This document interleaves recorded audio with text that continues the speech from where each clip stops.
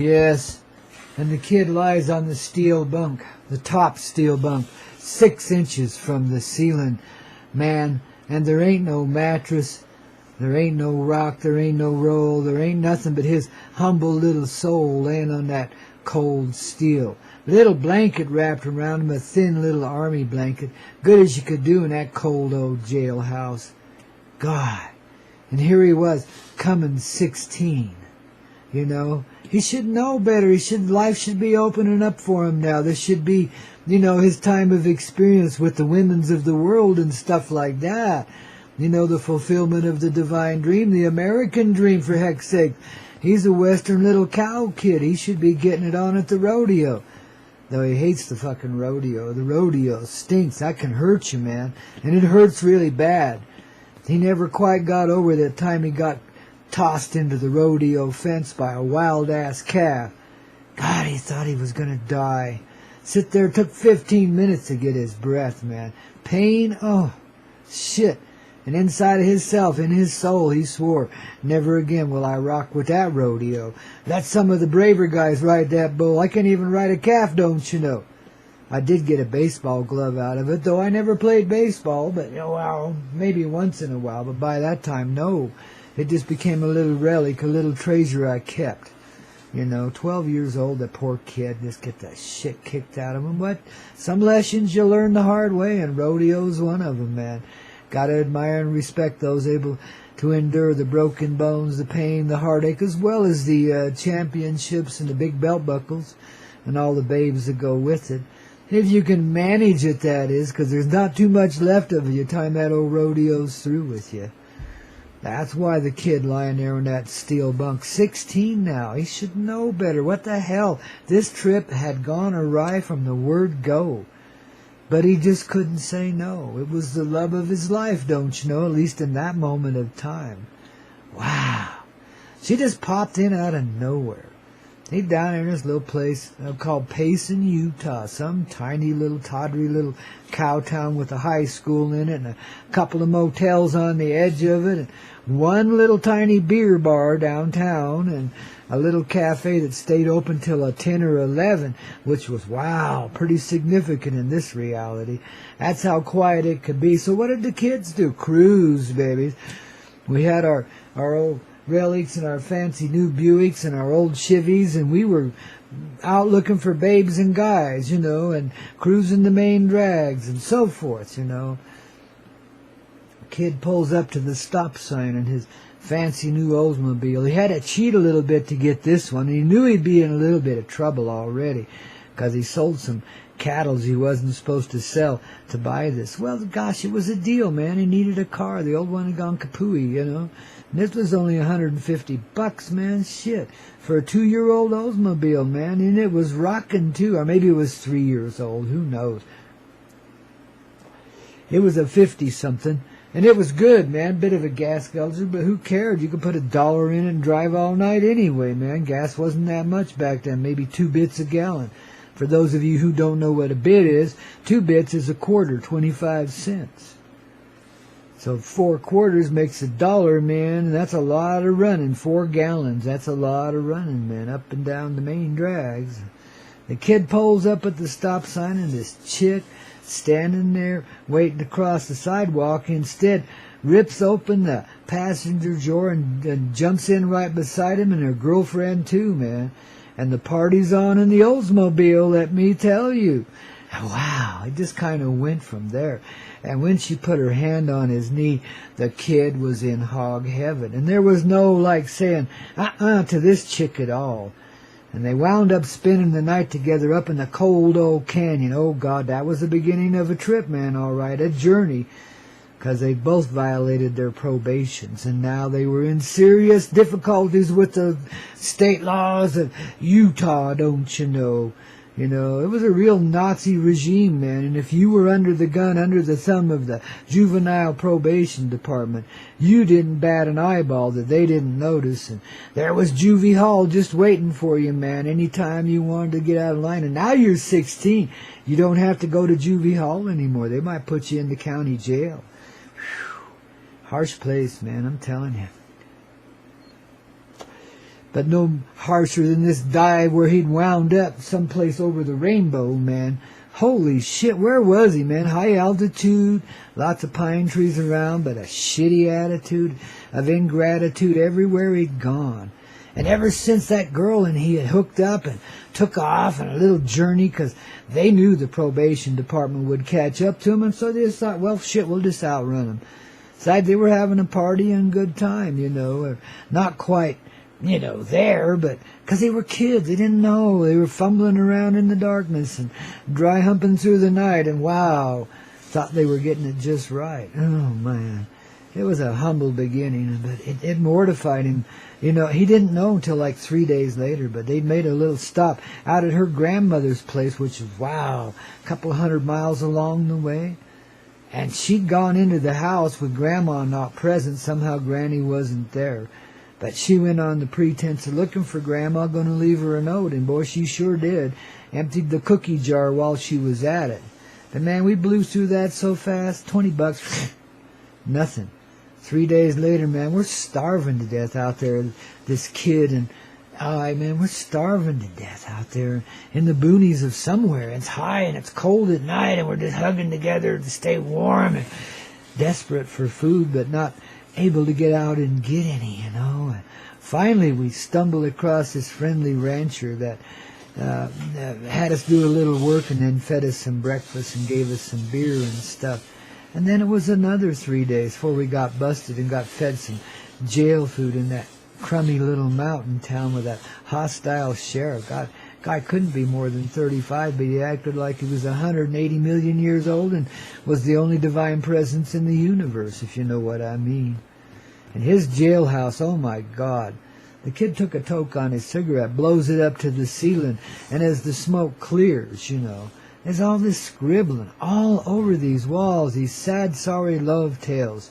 I'm going to miss my baby forever and ever, and damn, I hate going away for 30 years. And stuff of that nature written on the jailhouse walls with crude pencils and pins that somebody'd smuggled in because they were definitely taboo. So was everything else in there, too. And you didn't dare violate anything because they'd take your clothes away from you and make you stand on that steel frickin' bunk with nothing, and that's cold, man. That's cold. That's cold. Really cold. Just like this place was, this jail. Shit. His girl had got gang raped the night before. She's in the opposite cell, right there next to him, man. Only there's this big thick wall, but there's unmistakable squeaking mattresses, and the little peephole you could see people sneaking past. Oh. He didn't even want to think about it anymore. It was old. Is that God? The end of the world as he knows it, man. There's no innocence left. It's nothing but shit. And from here on, it's going downhill to hell and gone. That's what it looks like right now. And he's really, really, depressed, man. Feeling like he doesn't deserve to live. Why bother, man, when it's going to be nothing but difficult bullshit? Landed the free my ass. But yet he could smell the freedom. A little taste of it. Traveling around with a chick, no less, man. That had been a riot, But, oh, God, what a price to pay for it, man. Shit. This life was just too damn harsh. It's too tough, Too much cowboy bullshit going on in this reality. Too many authoritarian dickheads telling you what to do, and all at the same time, too. Man, you couldn't even breathe in such an environment. How the hell did you live to tell about this one, eh? And will you from here on? It's questionable, let me tell you, man. You don't know if you're ever going to live to tell about it. It doesn't seem like life's worthy of you anymore, or that you're worthy of life living. Yet, there's that little spark that knows true freedom, has experienced it a few times, man, has actually gotten away from the authoritarian dickheads, and gotten away with it, and had a great time doing it. And yeah, he's sorry if a few heads rolled along the way, and he had to resort to a little trickery here and there to stay alive out there in the real world, but gee whiz, it'd been nothing compared to what, others had done. Nothing. He just borrowed a little bit here and there that maybe he wasn't particularly entitled to. That was the worst thing he ever did. And as far as he knew, that's the worst thing his chick had ever did, man. And when she jumped in at the stop sign 2 weeks, that's all they knew of each other was 2 weeks of some real fun times, but confusing as hell. 'Cause she seemed to be just leading him along, but where Didn't seem to be any destination. We were just going with the flow, just camping out in the car and doing what we knew how to do, as clumsy as we could. Wow. Crazy times. And then they just bust you out of nowhere. They just bust you. Somebody had gotten wind of the Oldsmobile and got it out to the police, and bam, down you go, man. Shit. What a life to be living, eh? And what a way to be, man, would he ever live to tell about it? Could he live with another day? Oh, man, and he knew the sheriff from Utah was on his way, man, and you were going to pay, and pay a plenty, too. Jesus H. Christopher Columbus, what would he do? Well, what could he do but go with the flow? They got him locked up, don't you know? Under gun, no less, man. You try to escape from there, you're going to die, buddy. And they just soon shoot you as look at you in that little town. They ain't got much tolerance for anybody that lives on the other side of the law in any way, even if it's just a teenage runaway trying to have a good time. Shit. Wow. Well, what a pair we made. Shoot. When they split us apart and hauled our ass back to Utah, shit hit the fan, of course. You know, shit, I was going to spend 6 months or a year locked up. Well, it turned out there was some negotiating going on in the background, so I spent a few weeks there in that hidey hole the kid did, you know, shit. And in the meantime, oh, God, what a hustler, this little manipulator. Oh, man. Talk about heartbreak. I mean, heartbreak on heartbreak on heartbreak. I didn't, this kid just didn't know if he'd ever communicate with a woman again because there'd been so much deception played there. And this chick made him look tame and innocent. All the things she'd done and all the things she'd said and how she'd kept him on the run and et cetera, et cetera. But somehow, despite all that, he didn't feel used. He just felt depressed.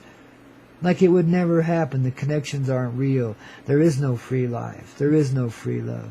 But somehow they made a deal and sprung him and got him put into a home for a while. Easy duty compared to where he could have been for all of his shenanigans. But yet, that was the beginning of something. A discommunication, a miscommunication, an awareness of the darker aspects in living and how a lot of people just couldn't get through it without manipulating the hell out of other people. They didn't know how otherwise, And there were plenty of them in this reality, but the kid knew in his heart he could never be one of them. Could never add his feet to that walk, that path, never add his formula to that recipe, no way. But at the same time, what way was there, how could you be? Boy, you talk about having to redefine and redefine and redirect. Talk about depression beyond compare. Talk about miracle after miracle after miracle. Because he even got so dang down. Well, he didn't even know he was doing it, but somehow wound up overdosing on some major-ass shit. Wow. But didn't go anywhere with it. Didn't die. Just had some major discomfort for a while. And 2 nights in a row, not just one. It's not this kid, man. And then if the steamroller goes over you and it doesn't kill you, well, you get up and get run over again just to make sure that was a steamroller. How could you live to tell about that? Well, that's the clownish desire the kid fulfilled there. But he never forgot the gift that young lady shared with him, even if she was totally and completely dishonest about it. There was some feelings there that were very real, and he was wise enough to detect those, and wise enough to see which way the love really flows, and how deeply his presence could affect others, don't you know? Because he was already, despite all of this confusion and pain and difficulties with the juvenile dickheads, etc., he was starting to find a way to love, a way to be loving, and the way he'd always wanted to be since he was a little kid. People thought that was naive, very, very innocent, very stupid. Yet, it was a dream. It was a dream. It was a hippie heart in the making. It was a dream that you just lived to fulfill, and the amazing contrast between that dream where everyone loved everyone and there wasn't any contention or avenues of pain or nothing but resorting to the finest expressions of love. Wow. And that's something that just lived in him. And he'd take anything that would feed that, even if it was religion, and he couldn't do that anymore. He regurgitated on that stuff. And it was blowing back in his face like a hurricane. You don't resist that pull when you're born into one of those kind of families. When your obligation is to be one of God's servants for the rest of forever, no matter how badly God wants you to beat you up and turn you into a numb little servant and slave. There's a God straight from hell right out of Satan's heart, man. But the flow was again you, mightily. And the pressure was on you to cave in and be what they want you to be, or you'll be a divine failure here forevermore. That was the choice. At a very deep level, in a very deep way, the kid was facing. But there was no choice. No choice at all. He knew enough to cling to the dream, even though he couldn't manage to fulfill it here just yet. He knew in his heart, yeah, it's a long road, but by God we're going to get there, or I'm going to die trying. And that's the way he felt. And all this contention, and all the people that helped him along the way, and all the miracles that went along with it, that he just took for every day, like anybody could do that. Well, not really. Not many can take 60 of those painkillers and live to tell about it in one night, and then follow it with a bottle of aspirin the next night, and have an intestine left, let alone a stomach or a life. You see what I mean? Continual miracles. Right and left, everywhere. And the kid just took it for every day. He just thought because of the dream in his heart that miracles were an entitlement. They happened automatically. But yet the miracle of getting your shit together in this world would take a long time to coalesce, let me tell you. But the kid gave it his best and managed to stumble through, just like me, just like you, and the rest of us too, by golly. See, and so in the morning when you rise, it's all in what you feel. It's all in what you see is real. It's stepping back from the forms of definition forced on you and compelled on you by others perhaps, or at least by the power of suggestion given you from the ancestral generations. We all inherit this thing we created somewhere way in the long back when. But we're all about finishing it. That's why you could endure such torments in your life, such pain, and come out of it with such great gain. Because you were born with a dream, an ancestral dream. Yes, all of your ancestors held it, but not as strongly as you do.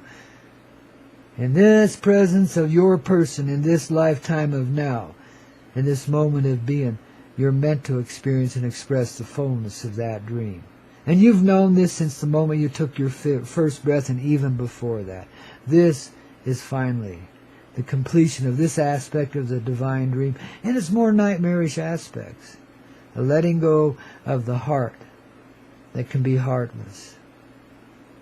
An acceptance of a truth that is given not by definition but by living in it. And being that truth.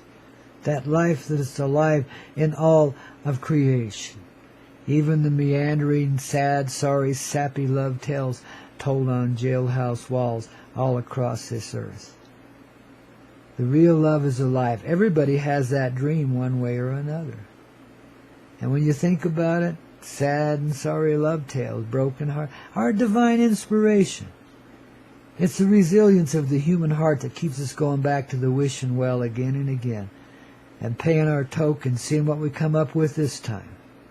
And always we survive. And usually we thrive despite some rather adverse conditions that come our way in the great trials. In the slavery is the liberty. In the trial is the freedom. When you find the appreciation in the trial, you know you have triumphed in the trial. That the verdict is always innocent, no matter how guilty you may be. There is no crime against humanity. There's only one heart in all of us, don't you see? And it's come forward now to set us free of any other dynasty that might have held us in another way. See, we've taken control of our own heart here in this sense that we now live in it and know its presence, the conscious presence of it, in each of ourselves as a person and in the larger self around us too. It's filtering into that presence rapidly. And as it does, those that had to succumb, that couldn't resist the pressure on them to do what others around them wanted them to do, to become as they wanted you to be and not as your heart wanted you to be, that had to let go of their dream as your ancestors have 1 billion times before you, well, babies, now your time has come too. You're awakening right along with the rest of us. You're being released from the slavery that you've served under and didn't even know you were, for the most part. Some of you were aware of it. The rest of you, well, just realize we're in it together now. And we always have been, really. And you'll see this more as the conscious presence develops from within. But just know that we're here to even the score, and that's exactly what we're doing. So in these next few days, these next few weeks, the presences of another reality manifest forward through you and fulfill itself in this dynasty of Earth. It's our natural inheritance coming into being. And so it is, and so it shall be. So says Grandpa here, as we come to set ourselves free.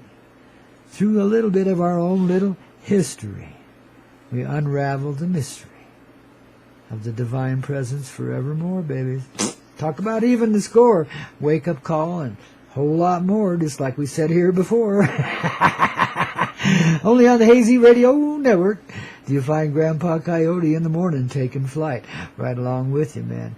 Because in our hearts we do unite. Oh, my God. How about that, babies? I salute you with my Mary Jane Gateway to Paradise.